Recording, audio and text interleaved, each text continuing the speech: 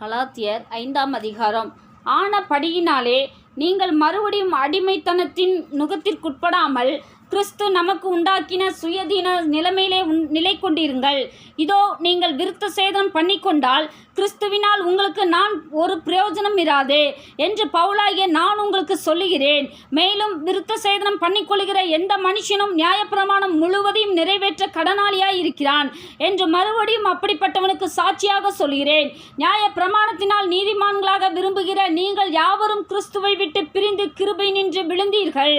நாங்களோ நீதி கிடைக்கும் என்று ஆவியை கொண்டு விசுவாசத்தினால் நம்பிக்கையோட காத்திருக்கிறோம். கிறிஸ்து இயேசுவினிடத்தில் விருத்த சேதனமும் விருத்த சேதனம் இல்லாமையும் ஒன்றுக்கும் உதவாது. அன்பினால் கிரியை செய்கிற விசுவாசமே உதவும். நீங்கள் நன்றாய் ஓடினீர்களே, சத்தியத்திற்கு கீழ்ப்படியாமற் போக உங்களுக்கு தடை செய்தவன் யார்? இந்த போதனை உங்களை அழைத்தவரால் உண்டானதல்ல. புளித்த கொஞ்சம் மாவானது புளித்த மாவானைத்தையும் உப்ப பண்ணும். நீங்கள் வேறு விதமாய் சிந்திக்க மாட்டீர்கள் என்று நான் கர்த்தருக்குள் உங்களை குறித்து நம்பிக்கையாயிருக்கிறேன். உங்களை கலக்குகிறவன் எப்படிப்பட்டவனாய் இருந்தாலும் தனக்கேற்ற ஆக்கினியை அடைவான்.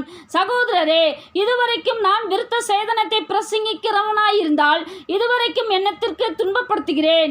அப்படியானால் சிலுவையை பற்றி வரும் இடரல் ஒளிந்திருக்குமே. உங்களை கலக்குகிறவர்கள் தரிப்புண்டு போனால் நலமாயிருக்கும். சகோதரரே, நீங்கள் சுயதீனத்திற்கு அழைக்கப்பட்டீர்கள். இந்த சுயதீனத்தை நீங்கள் மாம்சத்திற்கு ஏதுவாக அனுசரியாமல் அன்பினாலே ஒருவருக்கொருவர் ஊழியம் செய்யுங்கள். உன்னிடத்தில் நீ அன்பு கூறுகிறது போல பிறனிடத்திலும் அன்பு கூறுவாயாக என்கிற இந்த ஒரே வார்த்தையிலே நியாயப்பிரமாணம் முழுவதும் நிறைவேறும். நீங்கள் ஒருவரை ஒருவர் கடித்து பட்சித்தீர்களானால் அழிவீர்கள். அப்படி ஒருவர் அழிக்கப்படாதபடிக்கு எச்சரிக்கையாயிருங்கள். பின்னும் நான் சொல்லுகிறது என்னவென்றால், ஆவிக்கேற்றபடி நடந்து கொள்ளுங்கள். அப்பொழுது மாம்ச இச்சையை நிறைவேற்றாதிருப்பீர்கள். மாம்சம் ஆவிக்கு விரோதமாகவும் ஆவி மாம்சத்துக்கு விரோதமாகவும் இச்சிக்கிறதே.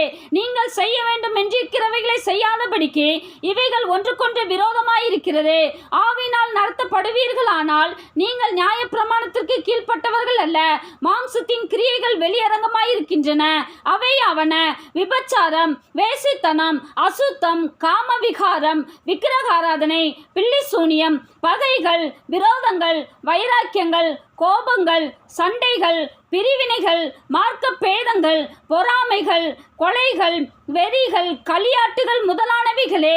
இப்படிப்பட்டவைகளை செய்கிறவர்கள் தேவனுடைய ராஜ்யத்தை சுதந்தரிப்பதில்லை என்று முன்னே நான் சொன்னது போல இப்பொழுதும் உங்களுக்கு சொல்கிறேன். ஆவியின் கனியோ அன்பு, சந்தோஷம், சமாதானம், நீடிய பொறுமை, தயவு, நற்குணம், விசுவாசம், சாந்தம், இச்சையடக்கம். இப்படிப்பட்டவைகளுக்கு விரோதமான பிரமாணம் ஒன்றுமில்லை. கிறிஸ்துவின் உடையவர்கள் தங்கள் மாம்சத்தையும் அதன் ஆசை இச்சையும் சிலுவையில் அறைந்திருக்கிறார்கள். நாம் ஆவியினாலே பிழைத்திருந்தால் ஆவிக்கேற்றபடி நடக்கவும் கடவோம். வீண் புகழ்ச்சியை விரும்பாமலும் ஒருவரை ஒருவர் கோபம் மூட்டாமலும் ஒருவர் மேல் ஒருவர் பொறாமை கொள்ளாமலும் இருக்க கடவோம். ஆமென்.